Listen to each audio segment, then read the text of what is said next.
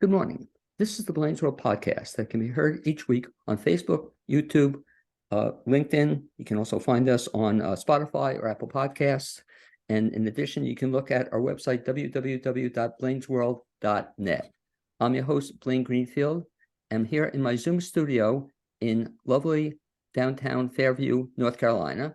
I'm speaking with two of my favorite people in the area, and they are Jimmy Ferraro and Etta Rowe. Is that correct?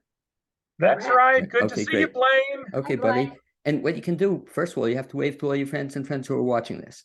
So if you're Hey, watching it, everybody. okay, that's Jimmy on the left, and that's Dieta on the right.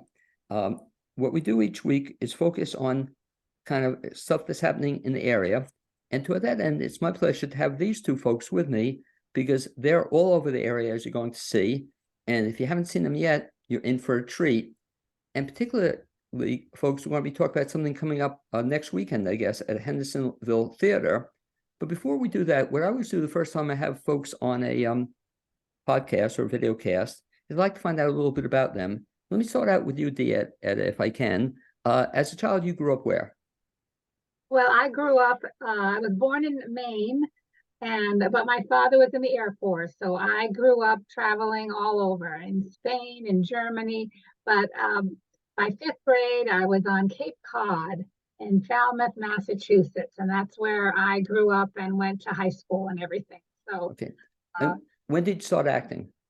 I started acting.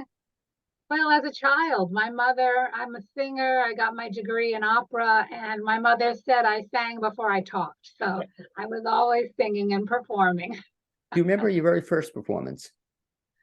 Um, well, my mother was a professional dancer, and so she had me dancing as soon as I could walk.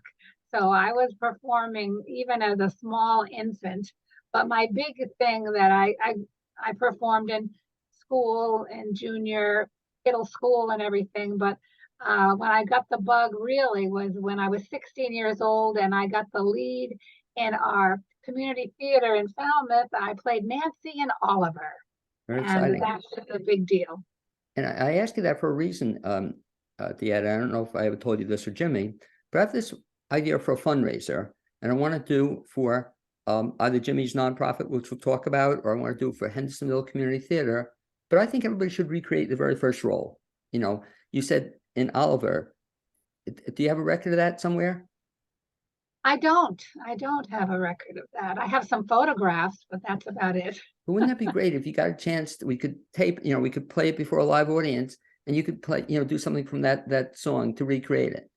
Yeah, as long as he needs me. Okay, well, think about that. But I just think that'd be so much of a fun thing to recreate. And I think people would love to see it and give you a chance to recreate that first role and give you a chance to share it with other people. Wow, So, that would be something. okay, so Oliver, how did you graduate from Oliver to other things?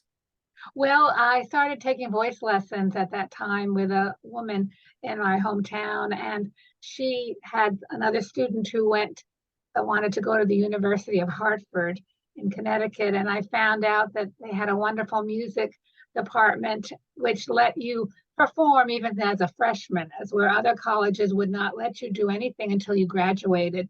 So I decided I wanted to go there. And I only applied to that one school, and my parents and everybody said, "What if you don't get in?" I said, "Well, then I'm not going to a school." Unfortunately, I did get in, and I did a lot of leads at that school in opera, and I got my degree in Bachelor of Music in Opera at the University of Hartford, at the Hart College of Music in West Hartford, Connecticut. Let me ask you a question too, in terms of, you mentioned your folks. Were they supportive of you choosing a career in performing arts? Oh, yes, yes. My mother was a professional dancer Okay. and danced with all of the greats. And she danced with Buddy Ebsen, and she was on the same bill with the Three Stooges. So I've got lots of stories about my mother. And she was all over the country. My father was in the Air Force, so they waited for 11 years before they had me. I was very well planned because he was off in the military and she was off dancing in touring shows all over the Right, country. you told them about the Rhythm Rockets.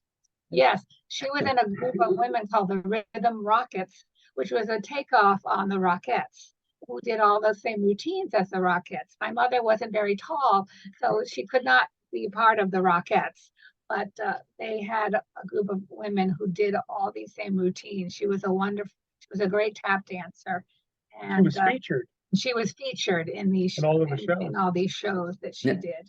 Now, did you get to ever see the Rockettes? I didn't The see. Rockettes. I saw the Rockettes. Rockettes. Yeah, Oh, you did? I didn't see my mother's troupe. in the No. Rhythm Rockets. In the Yeah. Rhythm Yeah, Rhythm Rockets. Well, I'm thinking, guys, two things. One, that'd be a fun thing to recreate, though, Deanna, for you to be, that'd be really almost a fun show, Jimmy, the Rhythm Rockets, come Well, wait, back. no, I have to tell you. So I have collaborated with Joanne Cook, who wrote Raunchy Little Musical, which we'll be talking about, and Grammy-nominated composer Ilya Levinson, and Owen Palt, who writes lyrics. And we did collaborate and write a new musical called Midgie and the Rhythm Rockets. I love it. So Yes, so that's something that we're planning for future. and by the But way, it's all music and everything. do we have a possibility we might know somebody who might be in that show? Possibly. Okay, the original, well, it's so cool. But it's a tribute to Dietta's mom. And what I'm thinking, Jimmy and Dieta, is also, aside from this tribute show, which I'd love to see, I think there's almost a book there. I don't know if you've ever been told this, but boy, would I love to hear some of these stories, Have you ever thought about writing them down or sharing them? Yeah, absolutely. Well, we have a wonderful newspaper article that was written on my mother down in Florida that really covered a lot of her stories and her background. She never really talked about her stories and things. We had to kind of pull it out of her, but she had a remarkable life. Remarkable career with, let's see, Martha Ray, comedian Martha Ray, and of course my favorite was the Three Stooges, but Enzo Stuardi, more of them. Well, she was so many. Yeah, she danced with opposite Buddy Ebsen and the Scarecrow, Ray Bolger. Ray Bolger, she danced with him and played with all the big bands, Tommy Dorsey Orchestra. And it's funny what you said, Jimmy, is so true, because I had the same thing with my dad. Not that he wasn't an entertainer, but I never heard the stories. I wanted to hear more of his stories, because the stories are fantastic to hear. And back to your story. So you then were acting in college, and how do you stayed in the business for a couple of years, I assume? Oh, well, yes. I finally, went to New York and just started auditioning. Everyone thought I was going to be this big opera singer, but I found out once I got to New York that you had to start from the ground floor. And I auditioned for some little opera, and they said, well, we're going to do it in the basement of this church, and you have to pay us $100 to be in it. And I said, no, I just finished doing all these operas in college with complete orchestra, and they were fabulous. And I was starring in them, and I was like, no, I don't think I want to do this. So I started auditioning for musicals, which were requiring excellent singers. And my first Broadway show that I got into was The Most Happy Fella. Okay, sure. Which was mounted for Giorgio Tozzi, who was an opera singer. People may not know him, but he was a very well-known opera singer. And it was with the Metropolitan Opera. And it was mounted, and it was actually filmed. And sometimes they air it on PBS as well. And it's too bad, because I've never seen it. I've heard the score, but I'm thinking also, I know somebody else could be good in that particular role, not to mention any names, Jimmy Ferraro. Well, actually, I did The Most Happy Fellow several years ago, but in a secondary role of Herman, who sang "Standing on the Corner, Watching All the Girls Go By." But now, I guess a few years later, I might be right for that lead role. Well, I'm just saying, I love it, because that's a play that's never been done here. It would be a great show to do. It was way ahead of its time. Was that it? The storyline was way ahead of its time. And it would still hold true nowadays as well. Okay. Keep in mind though, because I love, a couple of theaters do bring back old musicals. So in your spare time for another project for you, I'm coming there. Thanks, Blaine. So theater. So then So you've been acting then ever since then?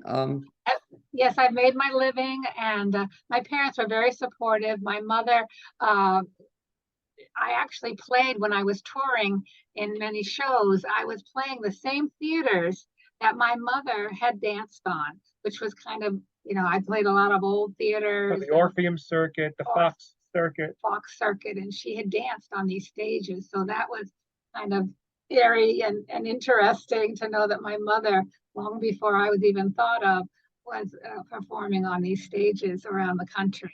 And if I could put you on the spot, to ask you, other than the show we're going to be talking about at Hendersonville, do you have some other favorite role you've ever played? Mine? Yeah. I really loved playing Miss Mona in The Best Little Whorehouse in Texas. Okay. Which Jimmy directed. Oh, We really? did that down in Florida, and I enjoyed doing that role a lot. And Reverend Mother too. And Reverend Mother in Nonsense, I've played many times. I could see it. The Best Little Whorehouse, by the way, it's too bad. Hendersonville did it maybe about 7 or 8 years ago, and it was the most popular show they've ever had. It's a complete sellout, and I couldn't even get tickets for it. So maybe they'll bring it back. And let me kind of switch gears a little bit, and now put you on the spot, Jimmy. So same thing too. Were you born when you were born? Were you born singing? Yes, absolutely. In New York, New York. That's where I was born and raised. I was born in Queens, New York, and then when I was 9 years old, we moved out to Long Island to Valley Stream, which was really fantastic for me because in the city, the school, each grade was filled to capacity with 50 or more students in the classrooms. And then when we moved to Valley Stream, there was 20 in the classroom, so we got a lot of attention with our studies there. And I remember failing every subject when I first got there, and I had to use my brother's high school books for grade school. But I had a tutor, and I finally caught up. And there was so much opportunity there, singing and plays, something we didn't have in Queens, in the city, and that's where it all started. I told you we were almost neighbors. I was just down the street in Lawrence, Freeport Yes. and Lawrence. So you grew up as a kid in Valley Stream. Did you act as a kid? I did. Well, the first time was actually when I was 5 years old in Queens, PS 96. I was in a little recital there, and there was someone from King World Productions, a talent scout. And he picked me out of the show and approached my parents about they were doing a remake of The Little Rascals at the time, and he wanted me to do a screen test with Spanky. Of course, what other part? But my parents were certainly not interested in anything to do with show business, and certainly not having their child exploited. But I was in all of the shows there. Well, same question I asked Dieta, and so it's just the opposite a little bit. That Dieta said her mother, especially, was very supportive. Your folks weren't supportive? My parents were very supportive. However, the caveat to that was that my father wanted to make sure that I could make a living out of it. So he suggested that I take on a vocation as well, which I did. And what was the vocation?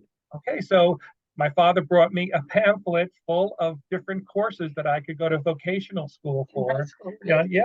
As part of a high school. And I didn't want to be a garage mechanic, and I didn't want to be a plumber, although those are wonderful fields to go into. But I thought, you know what? Oh my goodness, maybe I could be hairdresser to the stars. So I enrolled in their cosmetology course, and I got my New York State license in that.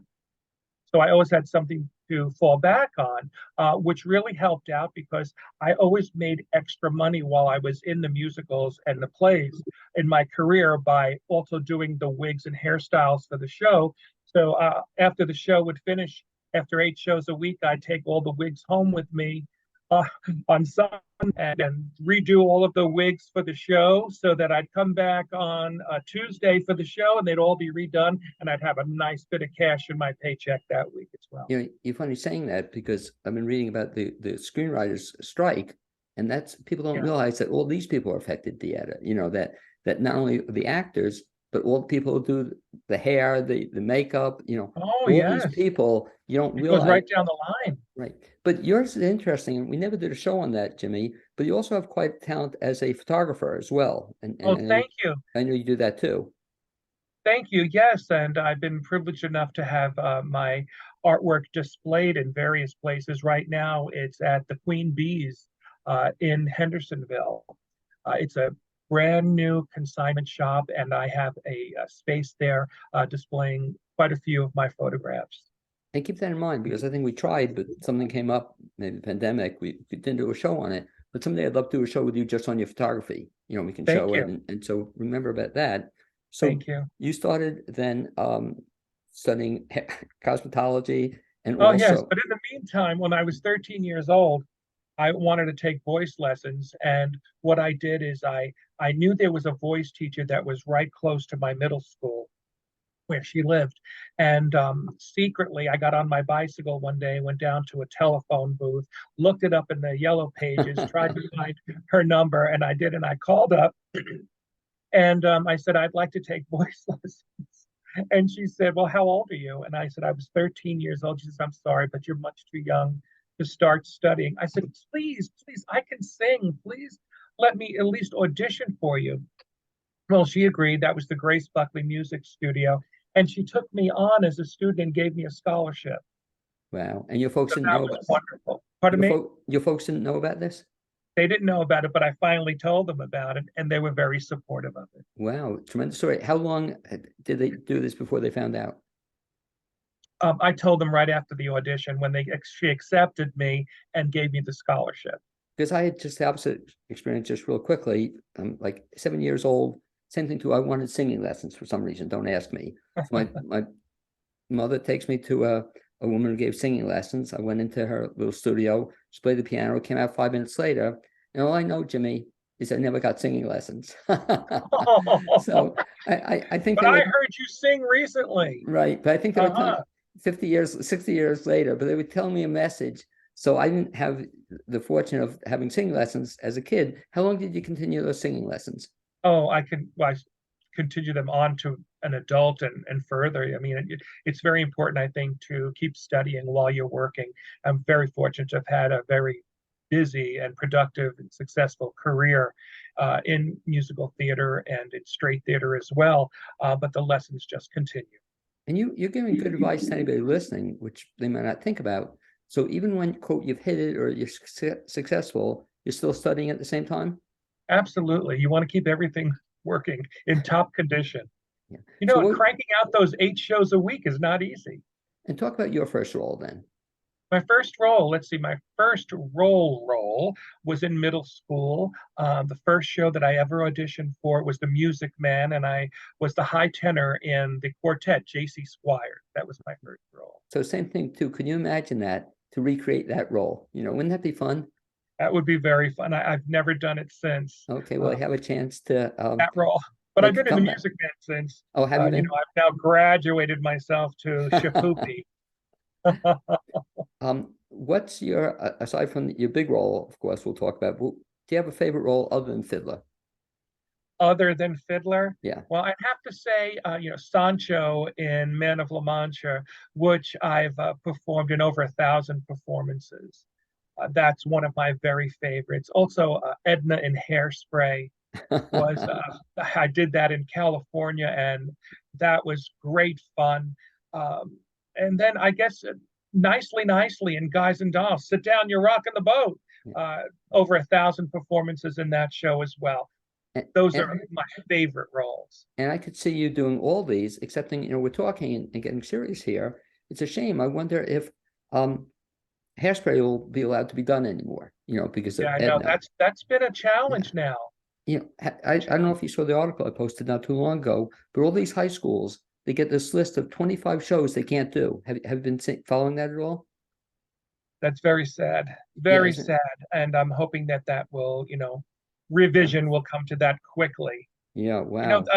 that's the whole thing about men performing in drag, which has been done over so many years. I mean, so many people that our age, Blaine will remember Flip Wilson as Right. Geraldine, and that was brought right into our homes. We couldn't wait to watch it. Milton Berle always in a dress, cracking us up.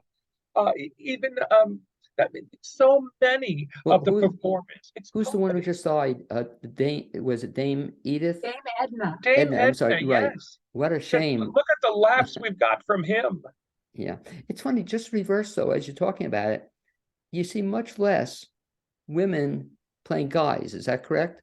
It's true. Well, you have to think what stands out in my mind is Victor Victoria Right, with that's the one Julie that, Andrews. but other than that, like you mentioned all the ones off the top of your head, you don't think of a lot of women, right, playing men. But it goes back to Greek theater. I mean, Right, way back where the men played women's roles. right. But like you said, let's hope that changes. And of course, Yes. lest we forget, your most famous role is, we'll have you that drum roll. Right. Yes, my very favorite role, Tevye, Fiddler on the Roof, which I've done over 3,000 performances of Fiddler on the Roof. Let me ask you, and it's a challenge to an actor for you, for theater as well, but you've done it so many times. Each time, is that a challenge for you to make it new and original? For me, I always remember that this is the first time this audience is seeing this production of it. And there are people that have never seen it before. Right. So you want that, just makes you keep it fresh. And that's part of the skill, I think, of being a trained actor. Yeah, keeping it fresh for every performance. I was unfortunate I didn't get to see you in it, but I remember I was so excited. I was going to see it in New York with Zero Marcel, and they announced, sorry, we have bad news. Zero Marcel wasn't there, but they had a guy by the name of Harry Goz. Oh, yes, Harry Goz, a wonderful actor. And he had it for a whole bunch of years as well. And as well as Paul Lipson did too. Paul Lipson, I think, is in the Guinness Book of World Records for the most tips. But I couldn't tell the difference. Harry Goz was just fantastic. And that's, I guess, the mark of a great actor is that you own the role. So you did. I mean, I've been in Anatevka for over 40 years. So fortunate, to be selected by Jerome Robbins to be in the show on Broadway, which was the highlight of my career. But I'm surprised you didn't move there. You had the choices. You came to Hendersonville. You could have gone to Anatevka. Oh, well, you know what? You're directed in many ways, and you just follow the way you're supposed to go. And I'm so delighted that I'm in Hendersonville together as well. We're going to be here, I guess it's 3 years now. And we love the theatrical community. We love the mountains, and we're just absolutely delighted to make a home here. Is there an Anatevka? Is there an Anatevka? Yeah. You mean actually a town named Anatevka? I'd have to look that up. Now, all these years that I've been living in Anatevka on the stage, I'm not quite sure. It sounds like a nice place to visit. And let me ask you both, I don't think I've ever asked you this, but so you're both in theater. How did you meet in theater? We did. Yeah. We absolutely did. We're married 35 years now. We met in St. Petersburg, Florida, in a show called Barnum, about P.T. Barnum. By the way, bring that back sometime. I love the show. Didn't you? Did you like the show? Did you like the show? Yeah, I love the show. You have to have the talent to be able to walk the tight ropes and all of those circus tricks. We had fire batons, all kinds. Yeah, stilt walkers. It's quite an ambitious project to put on that show. But Dieta was just visiting her parents, who had a winter home in St. Petersburg. She had just finished the national tour of The Sound of Music. And she was vacationing there, and her mother said, there's a new theater that opened downtown. They're having some auditions. Dieta, you want to? Yeah, and she said it was I was there for Thanksgiving, and she said, why don't you go audition? And I told her, I don't want to. I just want to relax, And so she said, well, but you could, have like a little working vacation, blah, blah, blah. So I finally agreed to go over there and audition. And I didn't know I said, I don't think there's anything for me. I didn't really know Barnum that well. And, because I just knew about the circus. So And she opened her mouth and sang, and they hired her on the spot to play Swedish opera singer Jenny Okay. Lind. Perfect role. How long did that run? About 8 oh, weeks. about 8 weeks, I think. But after 3 weeks in the Well, show, Jimmy was doing the current show. They Right. opened which was Annie, they opened Annie. He was doing Bert Healy. And they offered him to be in the show, but there wasn't a role for him. And they said, well, we'll give you 2 little bit parts and extra gas money. okay, He had to travel. And he said, well, okay. So we met the first day of rehearsal, and I thought I knew him sort of, because he was from New York. I said maybe I'd seen him in the city or something. But anyway, we met, and 3 weeks later we were engaged. ah, 9 months later we were married, and we're going to be coming up on our 36th wedding anniversary in September. And I think I've told you, Jimmy, or at the ask me how long I've been married. How long have you been married, Blaine? Not long enough. Say hard, Exactly. hard. And Deanna, why you use that, or Cynthia says this, is because you don't have to remember the year or the date or anything. You just say, not long enough. So Yeah, not long enough. That's good. I'll use that. yeah, she can't figure out, how many years, so she just says not long enough. So you moved. It's so interesting, Blaine, because I felt like I knew Dieta as well. Well, what we didn't talk about is Dieta also created the role of Olga von Sturm in the musical Nine on Broadway, and that won the 1982 Tony Award for the best musical. Dieta was on the Academy Awards. I'm sorry, on the Oscars that year. Oh, Tony. On the Tonys. Dieta, same too. One of my favorite musicals. I have the CD. I still listen to it all the time. Who was it? The woman who had the lead? Well, there was Liliane Montevecchi, who won Best Supporting Actress. Anita Morris. And Anita Morris was in it. And Raul Julia starred. Right. Julia. But I love the show. Another show, guys, you've never seen locally, but I'd love to see it. Tough, I guess, a tough role tough play to do. But boy, do I love that musical. Fast forward now. Beautiful singing. And so I thought I knew Dieta because I had seen the show, and I went backstage when I saw it on Broadway. And I don't know if I might have passed her or even met her. And then there we were, some years later, meeting and getting engaged and married. Well, I remember now. Is it Karen Akers? I don't know if she was Karen in Akers, it. yes. I just love her. And I think was she in the show too, or did I just see the CD? Was she in the show also? Karen Akers. Yeah, she played his wife.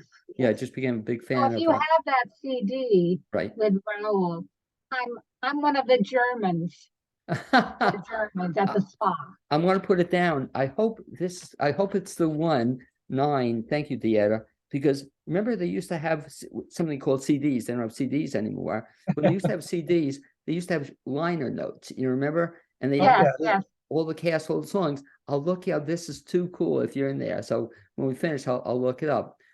Okay, so we traced the history of Jimmy and Dieta, and now we're into 2023. And I'd say before 2023, Jimmy, you've already made quite a hit locally, not only in Hendersonville, but I know you were just recently also writing in Chicago. You were doing a show as well? Yes. A show that I wrote. In fact, I wrote it with a really good friend of mine, David Craven, and I've been doing this same show for years and years and years. But I did my first Chicago debut of My Big Fat Italian Wedding Murder. And we did it there for 5 weeks. And just recently we found out that my show won the Reader's Choice Award for 2022 from Chicago. Deservedly so. And that's one I had the pleasure of seeing in Hendersonville. Yes. Right. Yes. Fun show. So tell me, Jimmy, then, or the two of you, so how do you get into then being an actor for all these years, performer, to all of a sudden coming to Hendersonville, and now you start not only writing, but producing and starring in and directing shows? What got you into that whole field? Well, actually, I've been doing these murder mysteries for many, many years, since 2002, writing them, directing them, producing them, sometimes being in them as well. And I had an opportunity to come to Hendersonville to do My Big Fat Italian Wedding Murder. And that's how we got here. And we're delighted that we did. In fact, I did that show again here last November. It was a huge success. We did it at the Cummings Cove Country Club. And it was sold out immediately. We had to add an additional performance. So now I'm excited that we're going to be opening a new show next week. right here in Hendersonville at the Hendersonville Theater. And And that it's show, called An Improper Royal Tea Murder. now, did you write this? Yes, I Okay. did. And I don't want you to give away the whole story, but can you kind of give maybe the Reader's Digest version, if you would, Jimmy, in under 25 minutes? Oh my goodness, indeed. Well, everyone is invited by the Lord Chamberlain to uh, the Queen's Palace Garden Tea Party. And that's where you will meet all of the characters that come across there. And you have to decide who committed the murder. So it is an audience participation as well. Very exciting. We have a marvelous cast. We have John Forrester, who is playing Her Majesty. And then we have Daniel Sandoval is coming in for the show. Dieta is going to be playing Rosalind Palmer. And we have Alexa Edelman Oh, sure. will be there. We have Rowan Duncan is coming in for that show. He has a marvelous role. And Ellen Pappas is in the show as well. Trissa King, I know you've seen her in many of my productions. She's in the show, and we're just can't wait to produce this show here in Hendersonville, and very excited about it because during the intermission, you're served a royal tea. Now, is this the first time this show has been produced locally? Now, I've done it before, but this is a new version of it. And pardon me? Because it's in a theater. Yes, because it's in a theater rather than doing it. Usually we do our shows around or in a restaurant, so around the food. But this is the first time that, and people are at tables. But this is the first time we're doing it in a theater setting. So we've changed a few things to make it work even better for our audience and for the actors. And having the actual tea served with delectable delights of edibles during the intermission is going to make it very fun for the audience as well. Well, why I'm grateful that you're doing it also is the fact that it opens up for a lot more people. So sometimes I know you've been in restaurants and you'll have restrictions 50, 75 people. Here, I think the theater and every seat's a good seat. It's what, 125 or something, or yes, 125. Yeah, but wherever you go, it's very exciting. So that's going to be opening next weekend, May 20th and May 21st at 3 p.m. at the Hendersonville Theater in downtown Hendersonville. But I'm a little concerned based on what you said, though, in terms of to get to come to this function. Do I have to get dressed up? Oh no, but you could wear your big picture hat if you'd like. Okay, I don't have one. But that should be a lot of fun. How long does the show? How long is the show? The show runs about 2 hours. Okay, with the tea as well? Yes. Okay. And so, and you mentioned there are some desserts or delights or what? Oh, yeah, some delights. I'm not going to give it away, but ones that you'll find when you go to an actual high tea. Okay. And by the way, Jimmy's mentioned types of things like that, finger foods. Okay, I've never been to one, Dieta. Have you ever been to a high tea? Yes, I have. Where was it? Well, there was a place down in Florida that was a quaint little house that served high teas, and Jimmy and I went to that. And then there's a place here. Yes, downtown as well. Downtown. I can't in Hendersonville. Yes. Yeah. And then, of course, in New York, we went to the Helmsley Palace. For their high tea at 4 p.m. 4 p.m. That was very hoochie-coochie. But fortunately, if you go to those, nobody's going to be killed, though, or murdered, I guess. And some things. But right. But there is murder on the menu. Okay, looking forward to it. This coming weekend. Jimmy, how many times is this show going to be run? This is running for just this one weekend. So if you want to get tickets, I encourage you to get them right away. You can go to www.hendersonvilletheatre.org and get your tickets online. And by the way, you spelled it, which I'm grateful for. Is that I always have discussions with people. That's the correct way to spell it? Well, that's the way I think that we like to spell it when we put our pinky up. You know, it's very Theatre. Wait, thank you. So do I have to practice this before coming to the tea? Do I have? I think it would help. You know, when you're lifting your teacup, put your pinky up. Although the Queen does not really recognize it. But by the way, in all seriousness, if you haven't done so, that'd be a fun thing if you haven't planned on it already, to mention in the curtain speech, it's say for the tea, and then, wouldn't it be fun though, just thinking out loud, to practice with everybody. And now, I'd like to have you all, practice. That's a good idea. But I like it. I like it. Yeah, I'll tell you about something about that when we're finished up here. So you're going to be doing this coming weekend. After, both for you and Deetta, or each of you separately, anything else in the plans? Yes, I'm very excited to be bringing to North Carolina for a premiere here, Raunchy Little Musical. And the musical I produced and directed in New York 5 years ago. It was a big success, and I'm so excited to be bringing nationally known singer actress Sarah Del Vito to star as Belle Barth. Okay. And this is a tribute to Belle Barth. It's her story, in fact, inspired the marvelous Mrs. Maisel on television. Right. And before Amy Schumer, before Joan Rivers, before any of those blue comedians, there was Belle Barth.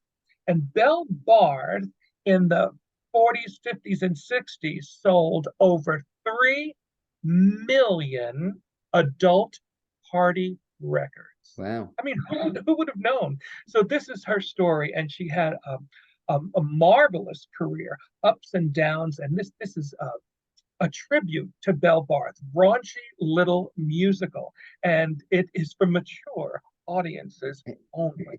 And you can tell me about the this. Hendersonville Theater. When's that going to be? That's going to open, let's see, it's going to be for 2 weekends, June 9th and 10th at 7:30, and June 16th and 17th at 7:30. And I do encourage you to get your tickets soon because they're selling fast. And once again, at the Hendersonville Theater, HendersonvilleTheatre.org. And I know the actress, so I'm very excited to see the show. So if you keep it in mind, I'd love to do a show with her as well, a podcast. Wonderful, and she will love to do it. I know, but just she'll be coming in town soon. Wow, very exciting stuff. So that's coming up. You have this show, Deetta, same thing. Anything upcoming or anything else, Jimmy, that you care to share? Well, yes. Let's see. In September, I'm going back to Chicago. Once again, they've invited me to do My Big Fat Italian Wedding Murder once again in Chicago. So I'll be there producing and directing that one in September. Are you acting in it as well? I'm not. Okay. I'm just, let's call me an influencer. Okay, but it's a shame because I love you in that role. That'd be great. Oh, thank you. Deetta, anything else on your agenda? Not right now. I'm in this particular one. I was in the last murder mystery that we did, and so right now I don't go to Chicago. He has his own Chicago actors that he uses locally, so I'm just kind of hanging out. We just adopted 2 dogs, and so now we have a 3 total. They keep us happy and busy. We give them lots of love.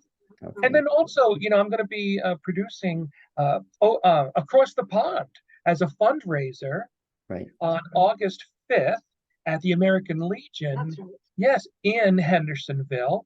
And we're delighted to be able to have your group there, Blaine, with the British Invasion concert. This is a fundraiser for the Community Food Pantry. Very nice. Which I'm vice president of.